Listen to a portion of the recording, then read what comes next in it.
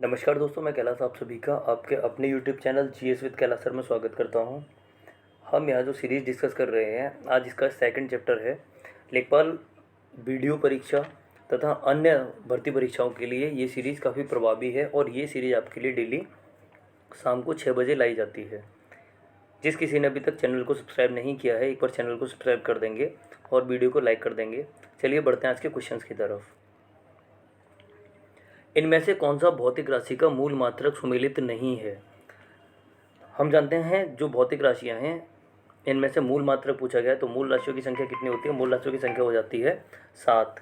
यहाँ दिया गया है कौन सा भौतिक राशि का मूल मात्रक नहीं है। ताप का मात्रक केल्विन होता है, ठीक है। समय का मात्रक कैंडेला होता है, ये भी ठीक है। विद्युत धारा का मात्रक एम्पियर होता है, ये भी ठीक है। लंबाई का जो मात्रक होता है वो क्या होता है? लंबाई का मात्रक होता है मीटर। और कैंडेला किसका मात्रक होता है? कैंडेला मात्रक होता है ज्योति तीव्रता का। तो यहाँ पूछा गया कौन सा सुमेलित नहीं है। आप देखेंगे इनमें से पूछा गया कौन सा सुमेलित नहीं है, तो लंबाई और कैंडेला ये आपस में सुमेलित नहीं है। लंबाई का मात्रक मीटर और कैंडेला जो है ये ज्योति तीव्रता का मात्रक होता है। बढ़ेंगे अगले क्वेश्चन की तरफ। जनगणना 2011 के अनुसार उत्तर प्रदेश में कामगारों के विषय में निम्नलिखित में से कौन सा कथन सत्य है? कामगारों के विषय में कौन सा कथन उत्तर प्रदेश के संदर्भ में सत्य होगा? उत्तर प्रदेश में कामगारों की संख्या 20 मिलियन है, नहीं। उत्तर प्रदेश में सभी श्रेणियों के कामगारों की संख्या सर्वाधिक है, ये ठीक हो जाएगा। ये ठीक हो जाएगा। पूछा गया था कौन सा सत्य है, तो यही ठीक हो जाएगा हमारा। चलिए अगले क्वेश्चन की तरफ बढ़ेंगे। निम्नलिखित कथनों में से अक्ष किसे कहते हैं? निम्नलिखित कथनों में से अक्ष यानी एक्सिस किसे कहा जाता है? उत्तरी ध्रुव और दक्षिणी ध्रुव को मिलाने वाली काल्पनिक रेखा, किसी स्थान को विषुववृत्त से उत्तर या दक्षिण की कोणीय दूरी, एक ध्रुव को दूसरे ध्रुव से मिलाने वाली काल्पनिक अर्धवृत्त, या फिर किसी देश का मानक मध्याह्न रेखा पर स्थानीय समय। तो अक्ष किसे कहा जाता है? उत्तरी ध्रुव और दक्षिणी ध्रुव को मिलाने वाली जो काल्पनिक रेखा है, उत्तरी ध्रुव और दक्षिणी ध्रुव को मिलाने वाली जो काल्पनिक रेखा होती हैं, इन्हें देशांतर या अक्ष कहा जाता है। चलिए, भारत में प्रजातंत्र इस तथ्य पर आधारित है कि भारत में प्रजातंत्र की बात हो रही है। हम जानते हैं भारत में लोकतंत्र है या प्रजातंत्र है। प्रजातंत्र कितने प्रकार का होता है? प्रजातंत्र 2 प्रकार से हो सकता है, एक अध्यक्षात्मक और दूसरा संसदीय प्रजातंत्र। तो भारत में जो प्रजातंत्र है ये संसदीय प्रजातंत्र है, जबकि अध्यक्षात्मक प्रजातंत्र है ये यूएसए संयुक्त राज्य अमेरिका में है। क्वेश्चन पूछा गया भारत में प्रजातंत्र किस तथ्य पर आधारित है? यहाँ राज्य के नीति निर्देशक तत्व हैं, नीति निर्देशक तत्व हैं, लेकिन इस आधार पर तो नहीं है। संविधान लिखित है, ये भी ठीक है। एक बार 4 ऑप्शन देखेंगे, उसके बाद आंसर करेंगे इस क्वेश्चन का। 2 ऑप्शन हमने देखे, अगले ऑप्शन की तरफ बढ़ेंगे। जनता से सरकारों के चुनने तथा बदलने का अधिकार प्राप्त है। जनता को सरकारों के चुनने तथा बदलने का अधिकार प्राप्त है, यहाँ मौलिक अधिकार दिए गए हैं।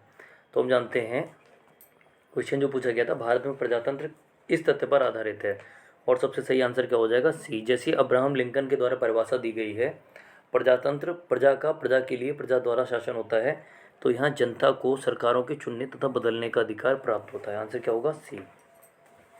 देखेंगे अगला क्वेश्चन। महात्मा गांधी अंतर्राष्ट्रीय 2021 पुरस्कार के विजेता कौन है? तो महात्मा गांधी अंतर्राष्ट्रीय 2021 पुरस्कार के विजेता जो हैं ये कौन है? राजेंद्र सिंह, सुमेधा सत्यार्थी, मेधा पाटकर या मारित निपात। तो आंसर हो जाएगा हमारा डी। ये चारों ही जो हैं, इन चारों को ही महात्मा गांधी अंतर्राष्ट्रीय 2021 पुरस्कार दिया गया। K2 के शिखर पर पहुंचने वाले संसार का सबसे युवा पर्वतारोही कौन बना? हम जानते हैं भारत की जो सर्वोच्च चोटी कही जाती है K2 है, गॉडविन ऑस्टिन भारत की सर्वोच्च चोटी कही जाती है, जबकि दुनिया की सर्वोच्च चोटी है वो माउंट एवरेस्ट है। तो दुनिया की जो दूसरी सबसे ऊंची चोटी है और भारत की सबसे ऊंची चोटी K2 ये पाकिस्तान में पीओके में स्थित है। तो हाल ही में सबसे युवा पर्वतारोही जिसने K2 पर फतह हासिल की या K2 पर चढ़ाई की, तो हम देखते हैं ये कौन बने हैं। ये हैं शहरोज काशिफ। शहरोज काशिफ। और ये किस देश से संबंधित हैं? ये पाकिस्तान से संबंधित हैं। देखिए, भारत की सर्वोच्च चोटी पूछी जाए तो कौन सी हो जाती है? K2 हो जाती है, गॉडविन ऑस्टिन। लेकिन अभी ये पाक अधिकृत कश्मीर में स्थित है। और इस समय भारत में सबसे ऊंची चोटी पूछी जाए तो वो हो जाएगी कंचनजंगा, जो कि सिक्किम में स्थित है। बढ़ेंगे अगले क्वेश्चन की तरफ। सर्वोच्च न्यायालय ने आर्टिफिशियल इंटेलिजेंस पर आधारित अनुसंधान में न्यायाधीशों की सहायता हेतु कौन सा पोर्टल लॉन्च किया?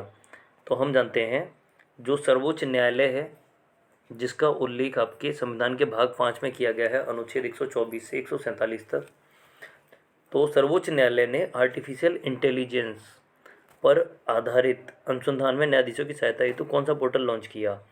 देखिए, हाल ही में भारत के मुख्य न्यायाधीश यानी सीजेआई, आप लोगों को एक क्वेश्चन बताना है, भारत के सीजेआई कौन है? आज का आपका क्वेश्चन, जैसे आपसे डेली एक क्वेश्चन पूछा जाता है, कमेंट सेक्शन में सभी लोग आंसर करेंगे, सीजेआई वर्तमान में सीजेआई कौन है? चलिए हम अपने ऑप्शन की मतलब क्वेश्चन की डिटेल की तरफ चलेंगे। हाल ही में भारत के मुख्य सीजेआई ने एक आर्टिफिशियल इंटेलिजेंस आधारित सुपास पोर्टल लॉन्च किया, जिसका उद्देश्य कानूनी अनुसंधान के लिए न्यायाधीशों की सहायता करना है। और ये कौन सा पोर्टल है? सुपास पोर्टल। आप लोगों को बताना है, आज का क्वेश्चन आप लोगों का, वर्तमान में भारत के सीजेआई कौन है? भारत का पहला शराब संग्रहालय कहाँ खोला गया? तो हम जानते हैं भारत का जो पहला शराब संग्रहालय है ये गोवा में खोला गया। कहाँ? गोवा में। बढ़ेंगे अगले क्वेश्चन की तरफ। किस समिति की रिपोर्ट के आधार पर एनआईपी लाया गया?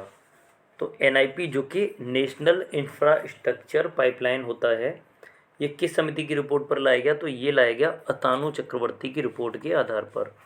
अतानु चक्रवर्ती की रिपोर्ट के आधार पर अगस्त 2020 में वित्त मंत्री निर्मला सीतारमन के द्वारा नेशनल इंफ्रास्ट्रक्चर पाइपलाइन को लाया गया, एनआईपी को लाया गया। अगला क्वेश्चन, 10वां क्वेश्चन, स्तूप, चैत्य तथा मठ मुख्य रूप से संबंधित हैं। तो हम जानते हैं स्तूप, चैत्य तथा मठ ये कहाँ किससे संबंधित हैं? ऑप्शन दिया हो बुद्धवाद से, हिंदूवाद से, जैनवाद से या ईसाई धर्म से। तो ये हो जाएंगे बुद्धवाद से, यानी सी, केवल एक सही होगा, बुद्धवाद से। स्तूप जो होते हैं ये राख का ढेर होता है, और चैत्य जो होते हैं इसका संबंध चिता से है। चैत्य का संबंध चिता से, और चिता के ऊपर जो राख का ढेर होता था उसके ऊपर जो आकृति बनवाई गई उसे स्तूप कहा जाने लगा। और मठ जो होते हैं, मठ विहार के रूप में देखते हैं हम इन्हें, यानी जो बौद्ध भिक्षु होते हैं उनके रहने का स्थान मठ कहलाता है। चैत्य का संबंध चिता से, और स्तूप जो है राख का ढेर, और तीनों का ही संबंध किससे है? बौद्ध धर्म से, बुद्धवाद से। राजाजी राष्ट्रीय पार्क एक प्राकृतिक आवास है। राजाजी राष्ट्रीय पार्क जो है किसके लिए प्राकृतिक आवास है? तो ये एशियाई हाथियों के लिए प्राकृतिक आवास हो जाता है। और ये कहाँ स्थित है? तो राजाजी राष्ट्रीय पार्क जो है ये उत्तराखंड राज्य में स्थित है। बढ़ेंगे अगले क्वेश्चन की तरफ।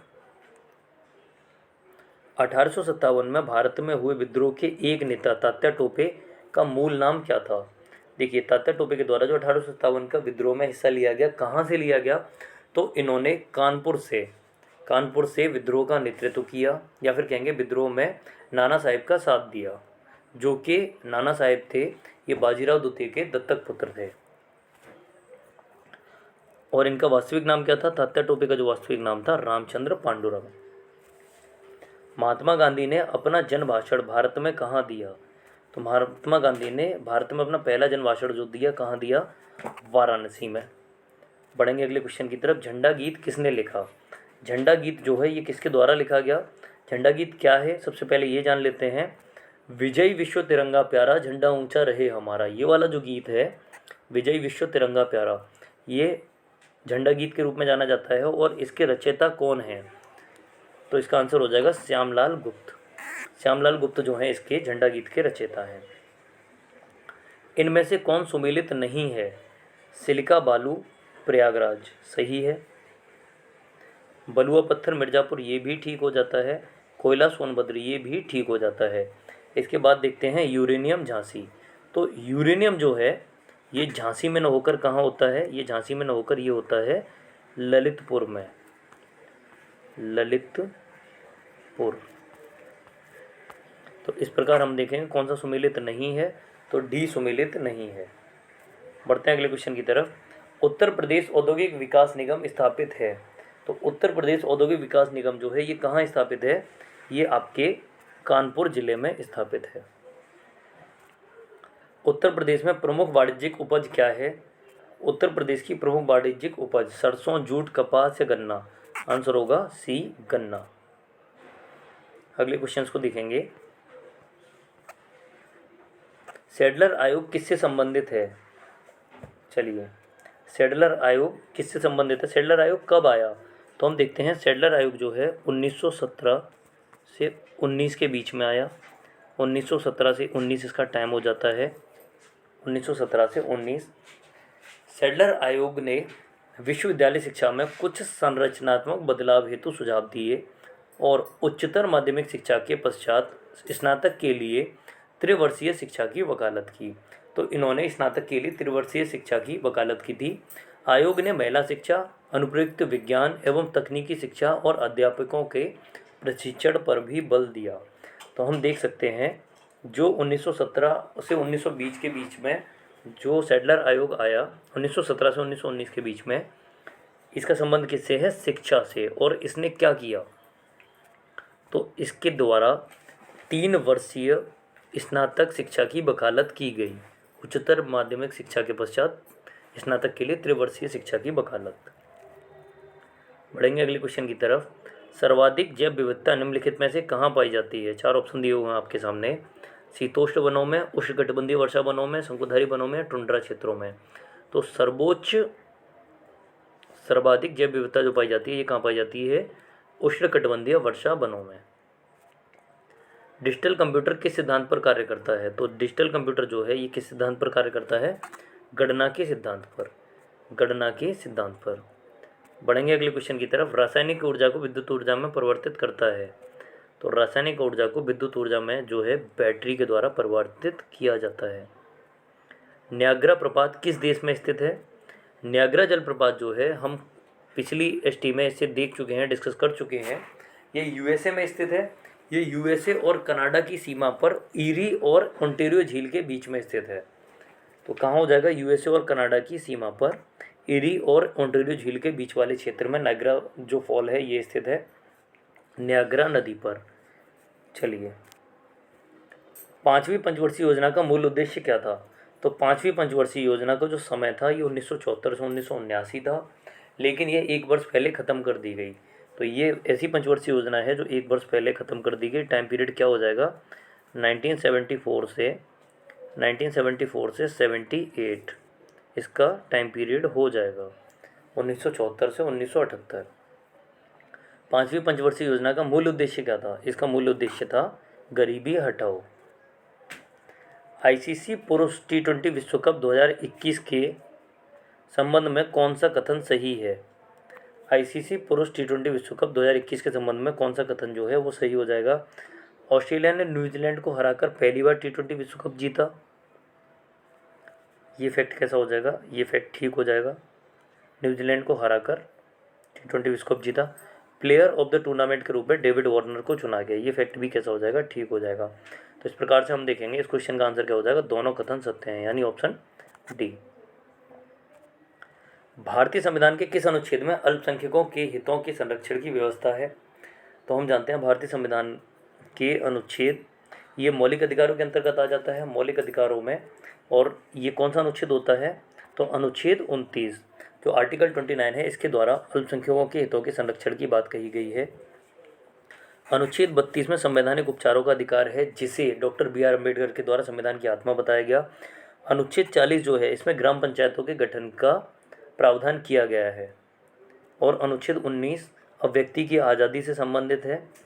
तो इस प्रकार से हम देखते हैं जो आंसर हो जाएगा हमारा, ये आंसर हो जाएगा बी। इसी प्रकार की सीरीज़ से जुड़े रहने के लिए सभी लोग एक बार चैनल को सब्सक्राइब कर देंगे और वीडियो को लाइक कर देंगे और कमेंट सेक्शन में बताएंगे आज का सेशन आप लोगों को कैसा लगा। और एक जो क्वेश्चन पूछा गया था आपसे, सभी लोगों को उस क्वेश्चन का आंसर करना है। वर्तमान में भारत के CGI कौन है? जल्दी ही मिलते हैं नेक्स्ट क्लास में। Good evening all of you. शुभ संध्या, शुभ रात्रि।